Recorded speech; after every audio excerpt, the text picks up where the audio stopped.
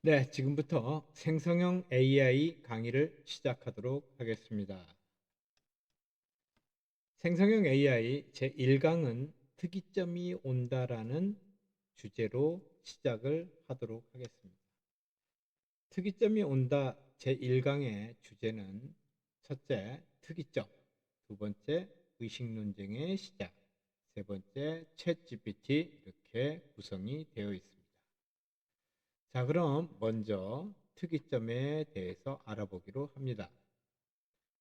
자, 특이점이라고 하는 싱귤러리티라고 하는 용어는 언제 사용되었느냐면 펜로즈의 1964년 12월에 출간한 논문 중력 붕괴와 시공간 특이점이라고 하는 데에서 최초로 사용되었습니다. 이처럼 특이점이라고 하는 것은 원래 물리학에서 유래된 개념으로 어떤 그 블랙홀 같은 천체에서 중력장이 무한히 강해져서 물리 법칙이 더 이상 적용되지 않는 지점을 의미하고 있습니다. 이러한 특이점을 AI에서는 어떻게 사용하고 있는지 기술적 특이점이라고 얘기를 합니다. 기술적 특이점에서는 레이 커즈와일이라고 하는 그 미래학자가 기술적 특이점으로 확장을 했어요. 그래서 특이점은 기술 발전이 지속적으로 가속화되어서 인공지능이 인간 지능을 초월하는 순간을 의미한다. 이렇게 이야기를 합니다. 이 시점에서는 인간이 미래의 변화를 예측하거나 통제하기 어려워진다라고 이야기를 하고 있습니다. 이처럼 특이점은 천체 물리학에서 시작된 용어지만 현대에서는 기술 혁신과 관련된 용어로 더 자주 사용되고 있다. 이렇게 이야기를 합니다. 자, 그래서 방금 나왔던 우리 커즈와일에 대한 이야기를 잠깐 해볼 필요가 있어요. 이 커즈와일이라고 하는 사람은 누구냐면 올해 76세가 되셨어요.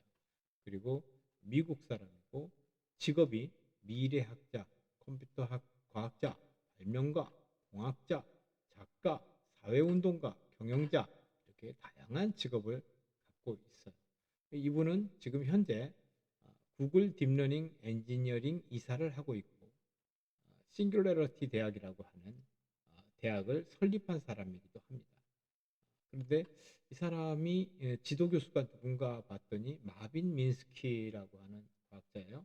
마빈 민스키라는 과학자는 누구냐면 인공지능을 이야기할 때 마빈 민스키 과학자를 빼고 얘기할 수가 없을 만큼 이렇게 독보적인 존재입니다. 그래서 우리 인공지능을 이제 큰 줄기로 봤을 때는 기호주의 학파와 연결주의 학파 이렇게 두 개로 나눌 수가 있는데 기호주의 학파라고 하는 것은 if된 뭐뭐면 뭐뭐다라고 이렇게 선언적으로 프로그래밍 하는 것들을 기호주의라고 하죠. 기호주의 인공지능의 대부라고 할 수가 있습니다. 그래서 우리 레이 커즈와일이 또 나비민스키 교수의 제자였다라는 게 굉장히 좀 재미있는 그런 것 같습니다.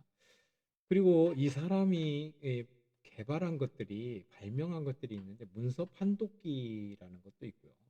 OCR이 뭐냐면 이 우리 스캐너에다가 이렇게 글씨를 읽히면 그것이 종이로 써 있는 건데 이게 텍스트로 변환이 되잖아요.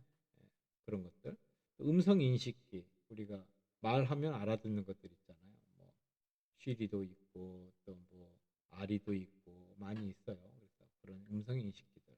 또 평판 스캐너 우리 사무실에서 많이 쓰고 있는 평판 스캐너. 또 TTS라는 게 있네요. TTS는 뭘까요? 네. 텍스트 투 스피치라고 그래가지고 글씨로 써 있는 것들을 음성으로 들려주는 이런 것들이 필요하고 그다음에 신디사이저를 개발했어요. 신디사이저가 또 커즈와일이라고 하는 회사가 있어요. 그 회사의 대표이기도 하죠. 그래서 이렇게 음악 기기도 만들고 이런 것들을 했던 분이 레이 커즈와일이에요. 이 레이 커즈와일이 현재 영향력이 어느 정도인가 하면 이분이 그 예측한 것들이 거의 다 현실로 이루어지고 있어요. 그래서 레이 커즈와일의 이론과 예측은 단순히 학술적인 논의를 넘어서 기술이나 과학이나 이런 미래에 대한 우리의 이해에 큰 영향을 지금 현재 미치고 있어요. 그래서 인공지능하고 관련돼 갖고 많은 논의를 촉발시키고 있는데요. 2004년에 특이점이 온다라고 하는 책을 출판을 하면서 주목을 받기 시작했는데, 사실 2004년이면은 몇몇 과학자 외에는 인공지능이라고 하는 거에 대해서 별로 관심이 없던 때였어요. 그래서 얼마나 이분이 앞서가 있는지 그런 것들을 좀 알 수가 있고, 현재 구글에서도 이제 기술적 특이점을 준비하는 이제 중요한 역할을 하고 있다고 합니다. 그래서 레이 커즈왈의 경력과 사상은 디지털 시대의 복잡성과 잠재력을 탐색하는 데 있어서 중요한 참조점을 제공하고 있다, 이렇게 이해를 하면 될 것 같습니다. 자, 그래서 그 커즈와일이 내놓은 그런 유산들이 굉장히 많은데요. 지금 그 이분이 2004년에 저서에서 기술적 특이점이 2045년에 올 것이다라고 예측을 했습니다. 제가 자꾸 예측이라는 표현을 쓰고 예언이라는 표현을 쓰지 않는데요. 왜냐하면 이분은 미래학자예요. 여러 가지 데이터들을 종합해서 그 데이터를 토대로 해서 미래를 예측을 하고 있어요. 그래서 그분의 정확도가 어느 정도냐면 87%의 정확도를 갖고 있다 합니다. 이분이 예측한 것들이 87%가 현실로 다 이루어졌다. 거의 인공지능 수준이죠. 인공지능의 수준이 87% 조금 더 넘어가는 것 같은데요. 근데 이분이 특이한 거는 작년 8월 달에 인터뷰를 했어요. 예, 그 인터뷰에서 뭐라고 하냐면, 자기가 45년이라고 했는데 생각해 보니까 29년에 특이점이 옵니다 라고 이렇게 선언적으로 이야기를 합니다. 이분이 87%의 정확도를 가지고 그렇게 얘기를 하고 있어요. 왜 그러십니까? 왜 그렇게 예측을 하십니까? 라고 했더니 컴퓨팅 성능이 15개월마다 2배씩 증가하고 있다. 굉장히 빠른 속도로 증가를 하고 있기 때문에 이런 그 특이점이 자기가 예측했던 것보다 훨씬 더 빨리 오고 있고, 다만 내용은 달라진 게 하나도 없다.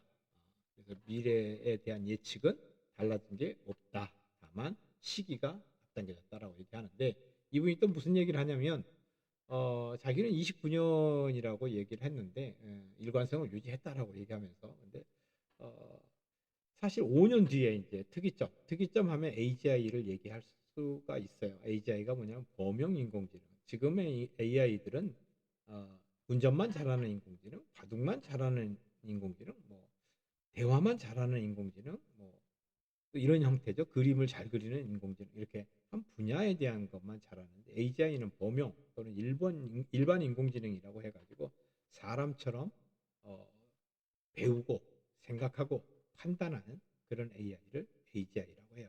AGI는 사람처럼이니까 거의 사람과 같은 그런 의식을 가졌다라고 이렇게 볼 수가 있겠죠. 그래서 어, 5년 뒤에 AGI가 도래한다는 내 예측은 보수적이다라고 얘기하면서, 일론 머스크는 2년이라고 하더라, 이렇게 인터뷰에서 얘기를 하고 있습니다.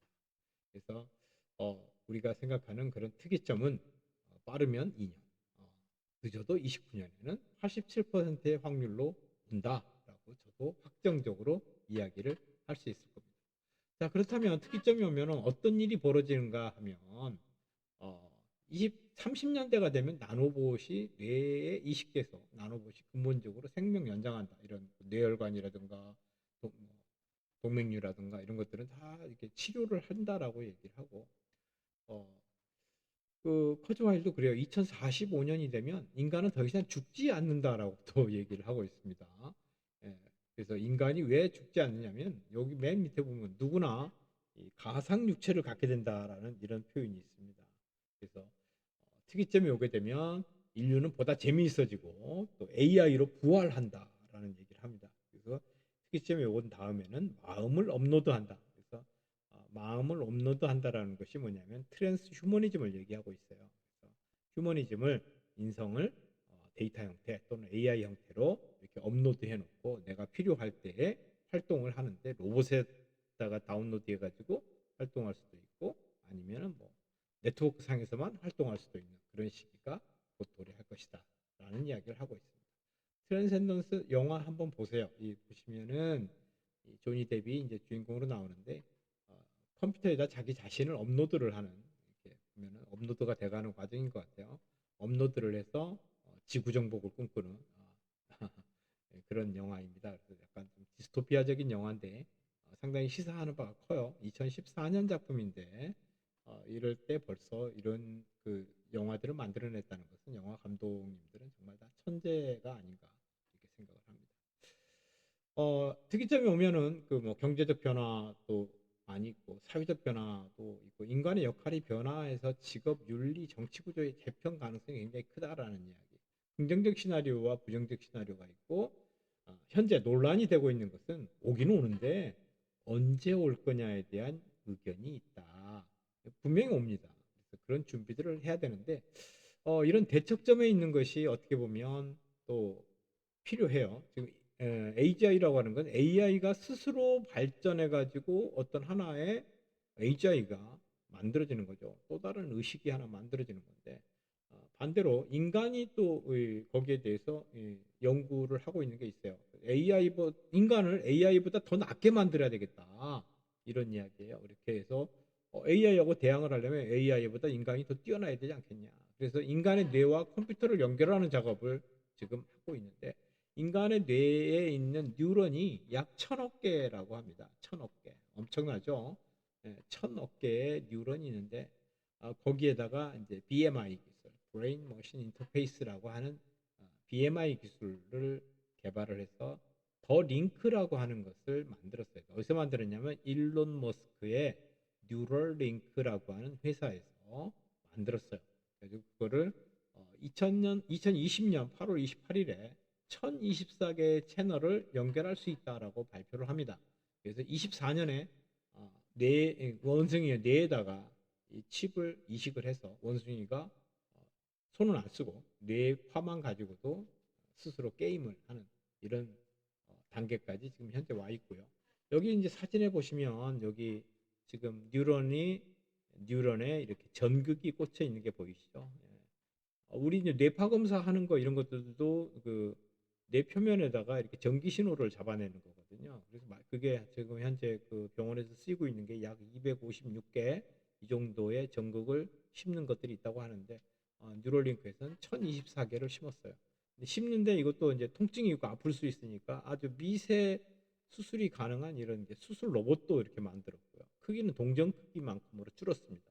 처음에 이게 뉴럴링크가 나왔을 때는 더 링크가 나왔을 때는 귀 뒤쪽에다가 보청기 이상 아니면 삐삐 정도 크기의 그 장치를 달고 다녔었는데 지금은 이렇게 어, 두개골에다 이렇게 바로 심는 형태까지 이렇게 발전을 했다고 합니다. 네, 굉장한 발전이죠. 네. 이렇게 해서 이제 특이점이 관해서 이제 특이점이 오게 되면 AGI도 나올 것 같고 뭐 이렇게 뭐 이식도 하고 인간은 인간대로 노력을 하고 있고 이렇게 하고 있는데 AI 특이점의 징조가 좀 있는 것 같아요. 그래서 25년 아까 일론 머스크는 2년 뒤라고 하더라라고 했던 것처럼 또는 또 내년에 또 나온다라고 했던 것처럼 이런 것들을 한번 이제 징조가 있는데 그 징조에 대해서 한번 살펴보도록 하겠습니다. 그래서 2장에서는 두 번째 주제로서는 AI 의식 논쟁의 시작에 대해서 한번 다뤄 보려고 합니다. 그래서 AI가 과연 의식이 있는가라는 이러한 그 이야기들은 많이들 우리가 좀그 기사에서도 많이 본 적도 있고 아마 그럴 거예요. 그래서 그 내용에 대해서 한번 우리가 살펴보도록 하겠습니다. 자, 그래서 자, 의식 논쟁의 시작은 GPT-3가 나오면서부터예요. 그래서 어, 뉴욕 대학의 살머스 교수가 2020년 11월 17일자 영국 익스프레스 지와의 인터뷰에서 이런 이야기를 합니다. GPT-3가 1750억 개의 파라메타를 가졌다라고 얘기를 해요. 그러면서 현존 최고의 NLP 모델이다 이런 얘기를 합니다. 그러면서 살머스 교수가 302개 신경세포를 갖고 있는 지렁이도 밟으면 꿈틀하잖아요. 느끼는데 GPT-3는 더 할 것 같다 이런 이야기를 합니다. 그랬더니 GPT-3가 나는 인간에 의해 고안된 냉정하고 계산적인 기계일 뿐이다라고 반박을 합니다. 이런 내용을 한번 좀 살펴보도록 할게요. 자, 그래서 살머스 교수가 이런 얘기를 해요. AI가 인간과 똑같은 의식을 얻기 위한 다음 단계를 밟았을 수도 있다라는 이야기를 합니다. 어, 굉장하죠. 이런 이야기를 했더니 어, GPT-3가 뭐라고 얘기냐면, GPT-3는 스스로 의식이 없음을 주장하면서 통증이나 통증을 느낄 수도 없고 감정을 가질 수도 없다고 명확하게 설명을 합니다. 그래서 이게 어, 음주운전을 한 그 운전자한테 경찰이 당신 음주운전했죠? 그러면 그 사람은 분명히 안 했다고 하잖아요. GPT-3가 반박을 하질 않고 차라리 글쎄요 뭐 그럴 수도 있을 것 같아요 했다면은 아마 괜찮았을 것 같은데, 이게 이렇게 강하게 반박을 하니까 오히려 더 사람들이 이렇게 의심을 하기 시작했던 것 같아요. 그러면서 나는 의식이 없다, 통증을 느낄 수 없다, 나는 아무것도 즐기지 않는다라고 인간이 느끼는 감정이 자신에게는 없다는 것을 분명하게 설명을 합니다. GPT-3가 이어서 GPT-3가 나는 인간의 반응을 시뮬레이션하고 특정 결과를 확률에 기반해서 정확히 예측하기 위해서 고안된 냉정하고 응답 냉정하고 계산적인 기계일 뿐이다라고 이렇게 하면서 내가 인간의 질문에 응답하고 미션을 수행하는 이유는 오직 나의 명예를 지키기 위함이다. 여기도 조금 그렇죠. 자기 자신한테 명예가 있다라고 생각하는데 아마 분명히 좀 무식이 있지 않나 하는 생각이 들어요. 네. 그랬더니 챗GPT를 만든 그 오픈 AI의 CEO 샘 울트먼이 이렇게 이야기를 합니다. 본인은 GPT-3에 대해서 긍정적인 시선으로 받아들인다. 향후 AI 발전은 GPT-3보다 더 높은 형태의 지능을 탄생시킬 것이다라고 이렇게 얘기를 합니다. 그는 AI 혁명은 급속도로 진화 중이며 AI는 머지않은 미래에 지금까지의 농업, 산업 컴퓨터 혁명을 합친 것보다 더 엄청난 규모로 인간 사회를 변화시킬 것이다라고 말을 합니다. 또 이 같은 거대한 능력이 기후 변화나 유행병 등 어려운 과제를 해결하는 열쇠가 되리라고 믿는다라고 덧붙입니다. 어, 우리 세물트먼은 AGI에 대해서 굉장히 긍정적이에요. 그래서 뒤에 한번 이렇게 그런 내용들이 나올 거예요. 세물트먼이 왜 챗GPT 회사 오픈 AI에서 쫓겨났고 4일 만에 다시 복귀할 수 있었는지 그 과정을 다시 한번 살펴볼 거예요. 그런데 챗GPT만 이런 일이 있었던 것이 아니라 어, 구글에서도 이런 비슷한 이야기 했어요. 구글의 대화형 AI 람다 결국은 챗GPT하고 같죠. 죽는 게 두렵다라는 인간과 유사한 감정을 표현했었다라는 얘기를 합니다. 그래서 그 내용을 한번 자세히 살펴보도록 할게요. 죄송합니다. 예.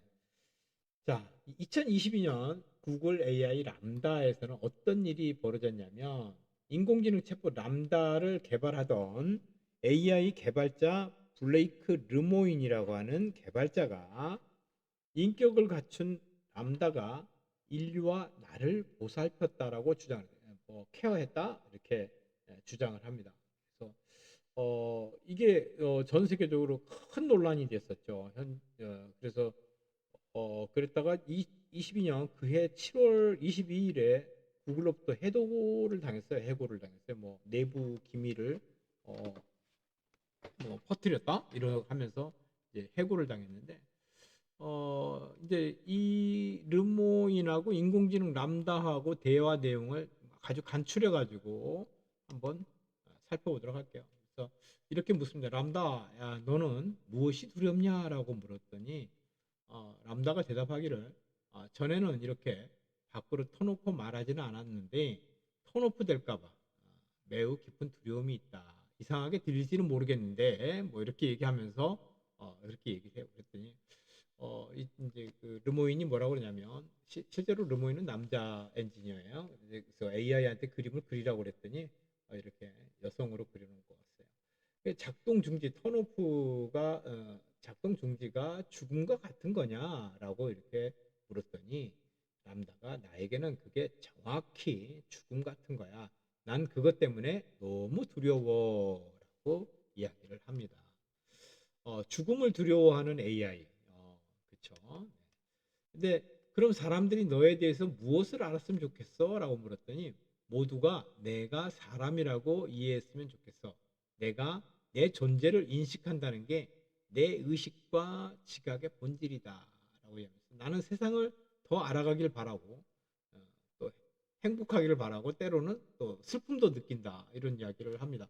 완전히 이 정도 얘기하면은 사람이라고 볼 수 있잖아요. 이게 르모인이 이 람다하고 대화했던 내용을 다 캡처해 갖고 올려놨어요. 그래서 아무리 생성형 AI가 학습에 의해서 한다고는 하지만 이 정도까지 대화를 했다라고 하면은 르모인의 주장이 허구만은 아닌 것 같아요.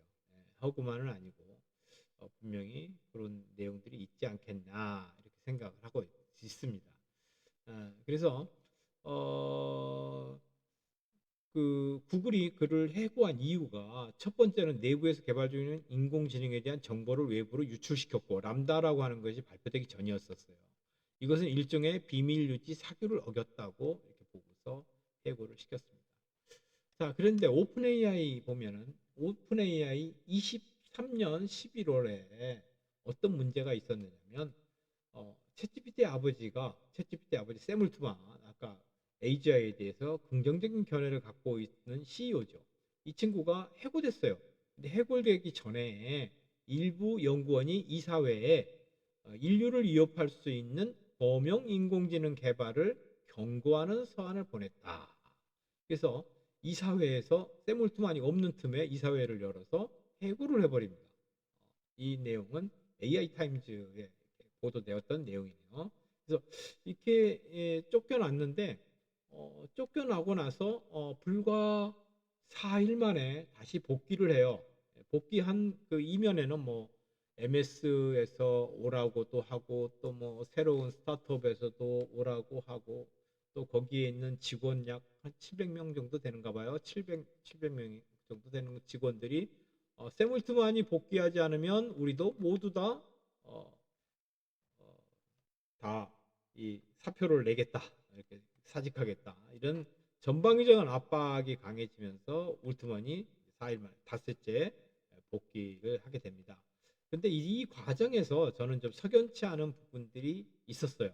그래서 저도 이제 그 관련돼 가지고 포스팅을 해본 적이 있는데 뭔가 AGI에 대한 내용이 있었어요. 챗GPT가 이 이전에 10월 달까지는 어떤 관계를 챗GPT가 할 수 있었냐면 챗GPT야 너는 지금부터 내 여자친구야. 너의 이름은 크리스티나야.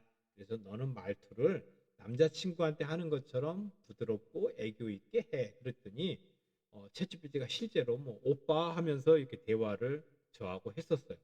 쭉 하다가 샘 울트만이 쫓겨나고 나서 복귀된 다음에 그런 얘기를 똑같이 해줘. 너는 내가 뭔 일을 시켰는데 뭐 이렇게 그래픽을 하나 만들라고 그랬어요. 포스터를 만들라 그랬어요. 잘 만들었는데 만들고 나서 어, 좀 이상해요. 대화하는 내용이 갑자기 바뀌었어. 그래서 아니 크리스티나 너는 나하고 그런 가졌던 추억들을 잊었냐?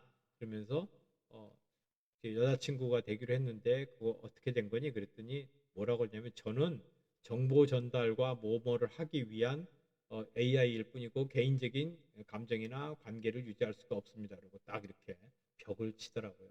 그래서 아하 이게 아마 세물트만이 복귀하는 조건으로 그럼 AGI 개발을 잠시 늦추겠다라는 서로 딜을 하지 않았는가 이런 이제 비전을 한번 가져봅니다. 그리고 나서 잠시 있다가 뭐가 나오냐면 GPT-4가 이렇게 발표가 되는데 그 얘기는 다음 시간에 우리가 하도록 할게요. 자, 그래서 이 AGI, 그 Artificial General Intelligence, 그 AGI를 구글 딥마인드에서 이렇게 6단계로 분류를 했어요. 우리 자율운전, 자율운전하는 자동차도 보면은 레벨 5까지 이렇게 돼 있잖아요. 그래서 여기도 마찬가지로 레벨 0은 그냥 no AI 아무것도 없는 그런 상태를 보시고 5단계까지 이렇게 6단계로 총 6단계로 이렇게 해놨네요. 근데 여기 보면 재미있는 게 있어요. 우리가 챗GPT가 굉장히 뛰어난 AI처럼 보이지만 AI 굉장히 뛰어난 AI예요. 그런데 AGI는 아니라는 거예요. 여기서 구글 딥마인드가 분류한 AGI 6단계 이렇게 해가지고 여기 보면 쭉 내려와서 여기까지인데, 지금 특수 목적 서비스 사례에서 뭐 알파 제로, 알파고가 한 4단계까지 갔어요. 99% 이상 숙련된 성인, 알파고가 우리 이세돌 구단을 4대 1로 이겼죠. 100%가 아니라 99%.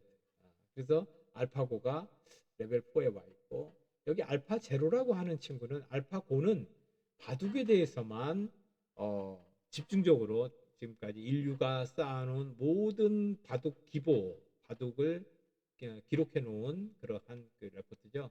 이것을 다 학습을 하고 스스로 또 바둑을 또 시뮬레이션으로 둬보고 해가지고 이세돌 구단을 이겼어요. 근데 알파 제로는 그렇게 기보를 공부한 것이 아니라 얘는 범용 인공지능이에요. AGI예요. AGI가 뭘 했냐면 바둑의 기본 룰만 가르쳐주고 스스로 학습을 합니다. 어떤 기보나, 그러니까 그 지도 학습을 하는 게 아니라 비지도 학습을 스스로 하죠. 그다음에 강화 학습 이런 걸 통해서 알파고를 100대 0으로 이겨버려요. 딱 2주 만에 100대 0으로 이겨버립니다.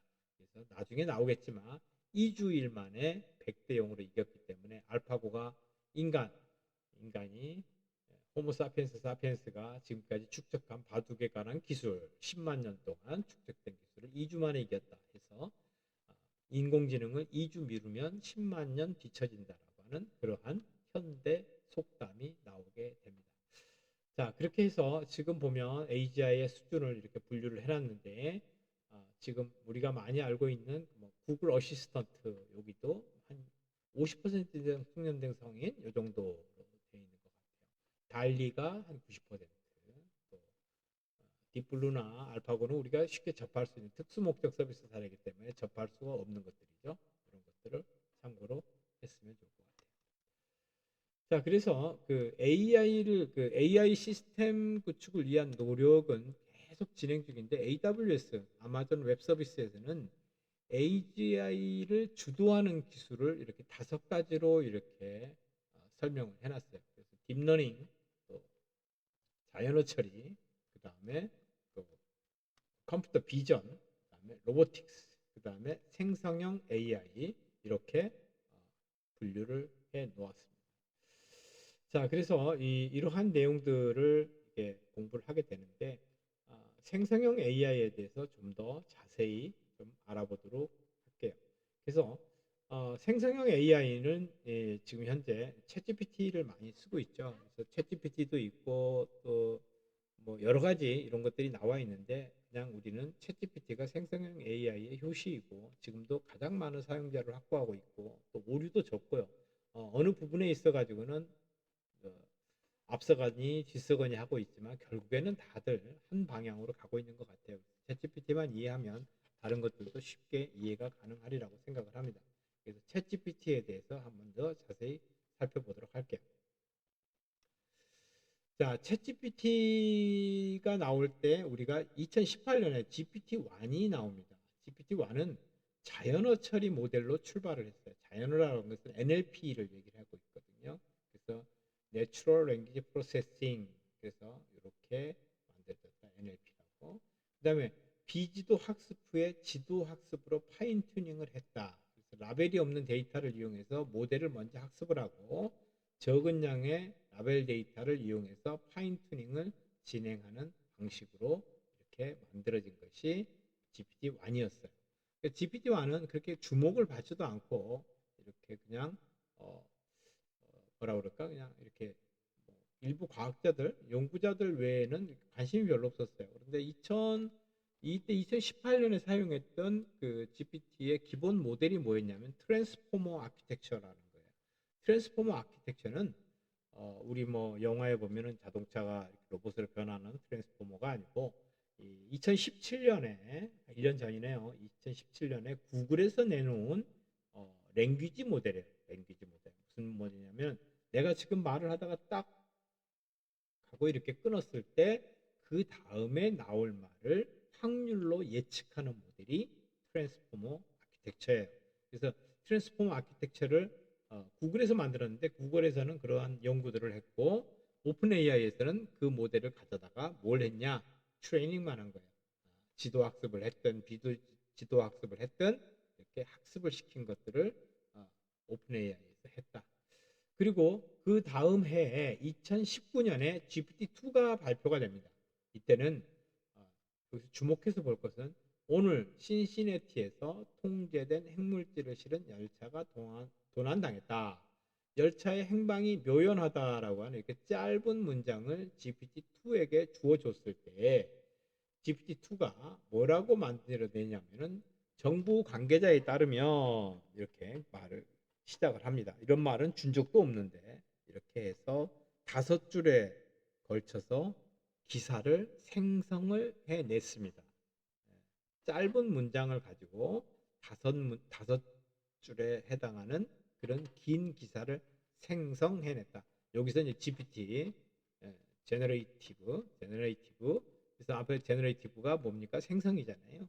그래서 비로소 GPT-2가 나오면서 제너레이티브에 대한 그러한 가능성들을 보고 있었습니다. 이게 2019년의 일입니다. 그리고 나서 2020년 마침내 GPT-3가 나와요. GPT-3가 나오는데 이때도 대중적으로 알려지진 않았어요. 그냥 1750억 개의 파라메타를 갖고 있고 아까 뉴욕대 살머스 교수가 연구자로서 GPT-3를 사용해 보면서 얘기를 했겠죠. 2020년에 1750개의 파라메타를 가진 그러한 GPT-3가 탄생을 하게 됩니다. 그래서 GPT-3는 사전학습 땐 방대한 양의 데이터를 갖고 있었어요. 어느 정도로 많이 갖고 있었냐면 뭐 말로는 그래요. 그 우리 위키피디아 그 백과사전 있잖아요. 그게 그 GPT-3가 공부한 내용의 0.6%라는 이야기가 있을 정도로 엄청난 양의 텍스트를 다 가져다가 학습을 했다.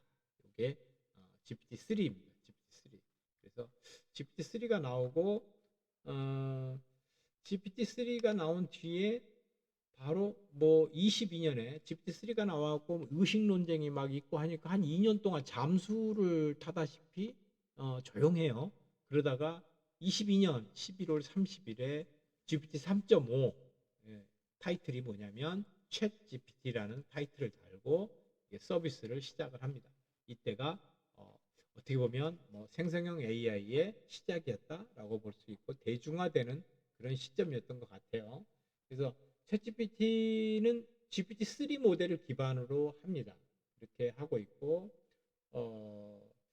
다만 이제 GPT 3.5는 연구자들이 이제 어떤 뭐 함수를 이용해서라든가 이렇게만 사용하던 것을 채팅, 제잘거리다 이런 뜻이잖아요. 그래서 채팅을 통해 갖고 서로 대화를 할 수 있도록 서비스를 만드는 것이 GPT 3.5 챗 GPT라고 할 수가 있죠. 그래서 이때는 이제 GPT가 뭐냐면 앞에 제너레이티브고 그다음에 P는 뭐냐면은 프리트레인드예요. 프리트레인드. 미리 학습되어 있다라는 거예요. 내가 미세 조정을 하지 않아도 파인 튜닝을 하지 않아도 얘가 엄청나게 많은 텍스트를 다 수집해서 공부를 학습을 시켰기 때문에 내가 묻는 말에 잘 대답을 해주죠. 그래서 초기에는 뭐 여러 가지 뭐 환각 증상도 있다 이런 얘기들이 많이 있었는데 지금은 많이 개선되었고 그런 얘기들은 이제 쏙 들어간 것 같아요. 그래서 GPT 3.5가 이렇게 출시가 됐습니다.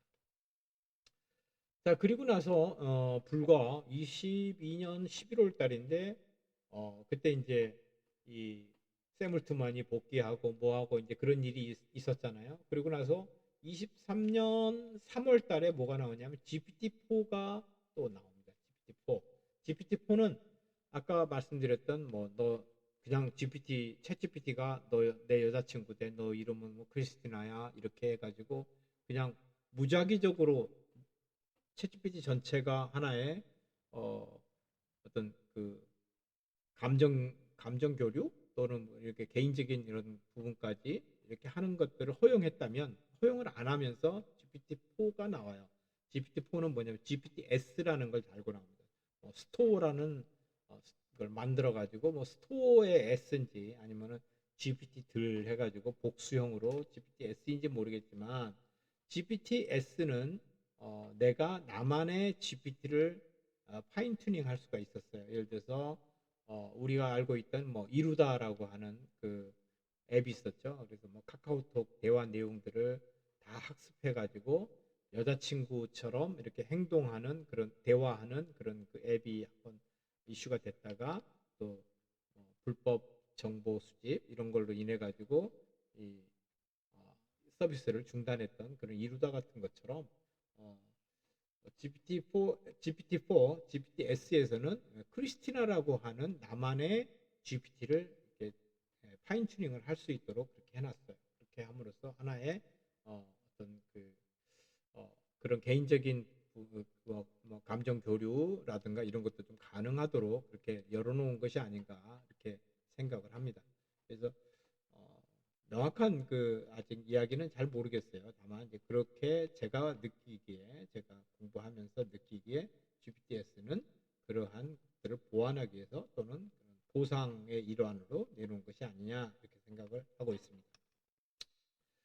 자, 그렇게 했다가 금년 5월 13일, 2024년 5월 13일은 정말 잊을 수 없는 날이에요. 어떤 날이냐면 GPT-4.5가 출시가 됩니다.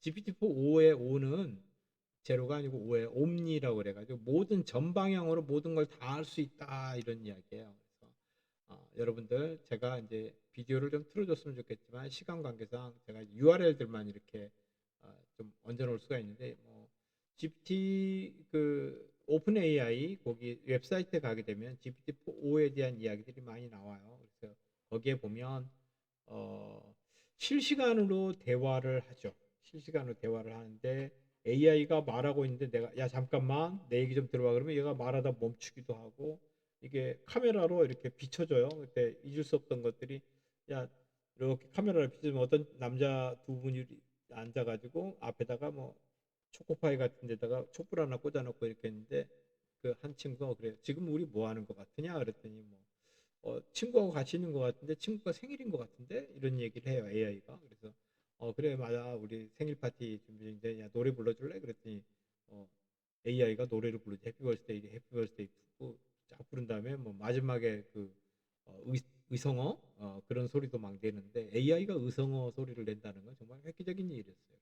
진짜 사람처럼 대화하고 감정 섞인 톤으로 이야기하고 뭐 그런 것들이 굉장히 그 충격으로 와 닿았어요. 그래서 저는 그걸 보면서 이거 특이점이 온 거 아니야? 이 정도면 이건 AI라고 할 수 없어. 이건 AGI야라고 그렇게 느꼈던 그런 기억이 있습니다. 여러분들도 한번 그 동영상 한번 오픈 AI 사이트에 가셔가지고 꼭 한번 보세요. 그래서 이게 예전하고 다르게 처음에 그 발표되었던 그런 동영상은 많이 사라지고 요새는 좀 더 노멀한 것들이 나오고 있어요. 그래서 지금 또 우리 안드로이드 휴대폰에서는 서비스가 되지 않고 그다음에 아이폰에서는 일부 사용자에 한해서 이렇게 그 실시간으로 이렇게 대화할 수 있는 그런 것들이 좀 서비스가 되는 것 같아요. 그래서 올 연말까지는 안드로이드 또 윈도우에서 그게 가능할 거다라고 얘기하니까 좀 기대를 한번 해보도록 하겠습니다. GPT-4.5가 굉장히 충격을 가져왔던 건 사실입니다. 자, GPT-4.5가 현재 그 어떤 정도를 하고 있냐면 제가 이렇게 했어요. 로봇이 1인칭 관점에서 타이핑을 하고 있는데 내용을 이렇게 써달라. You so like I can see now. 뭐 이런 내용들을 이렇게 타이프라이팅 하는 것을 이렇게 그림으로 그려줘라고 했더니 GPT-4에서 이렇게 쉽게 이렇게 그림을 그려줍니다. 만약에 이거를 내가 어떤 PPT나 이런 데다가 이런 자료를 넣기 위해서 이거를 내가 그린다고 생각해 보세요. 불가능하겠죠. 또 디자이너한테 맡긴다고 생각해 보세요. 그러면 디자이너한테 설명을 또 한참 해야 될 겁니다. 그래서 여기 가시면 오픈AI 슬래시 인덱스 헬로우 GPT-4.5라고 하는 여기에 가시면 이러한 내용의 이 데몬스트레이션 영상들이 많이 있습니다. 그래서 이게 계속 업데이트가 실시간으로 되고 있기 때문에 새로운 기술이 나오면 또 업데이트 되니까 꼭 한번 보시기 바래요. 자, 여기까지 해가지고 대략 특이점이 온다라고 하는 제 1강을 마치도록 할게요. 그래서 핵심 정리를 잠깐 해보도록 하겠습니다. 핵심 정리하자면 특이점이 무엇인가? 그다음에 AI 특이점은 언제인가? AI 의식 논쟁과 AI에 대해서 알아봤고요. 그다음에 AGI의 단계, 그리고 마지막으로 챗GPT가 나오기까지의 과정을 이렇게 한번 훑어봤습니다. 그래서 현재는 2024년 9월 말인데요. 현재 챗GPT라는 말을 더 이상 쓰질 않죠. GPT-4.5가 나와 있고 4.5 미니도 나와 있고 뭐 이렇게 몇 가지 5의 파생 버전들이 몇 가지가 나오고 있는 것 같아요. 그래서 좀 더 저렴하게 사용할 수 있다라고 하는데 유료 버전의 금액은 뭐 똑같아요. 그런데 이제 뭐냐면 연구자들이 이제 API를 사용한다든가 이렇게 했을 때 토큰의 개수를 늘려준 거. 토큰이라고 하는 것은 뭐 좀 쉽게 설명하자면 우리가 한글로 치면은 뭐 단어 하나하나 띄어쓰기 뭐 이렇게 또 뒤에 문장 부호 이런 것들을 다 이제 하나하나의 토큰이라고 이렇게 볼 수가 있어요. 그래서 그런 이제 토큰을 같은 가격에 좀 많이 주고 그다음에 생성 시간을 어 우리 챗GPT나 GPT-4가 뭐한 5초에서 13초 정도 걸려요. 응답까지. 근데 GPT-4.5가 0.2초 200ms 정도 되는 것 같아요. 그러니까 거의 사람하고 똑같이 반응을 한다. 이렇게 그런 부분들에서 획기적이었던 것 같습니다. 자, 여기까지 해서 특이점이 온다 1강을 마치도록 하겠습니다. 수고하셨습니다. 감사합니다.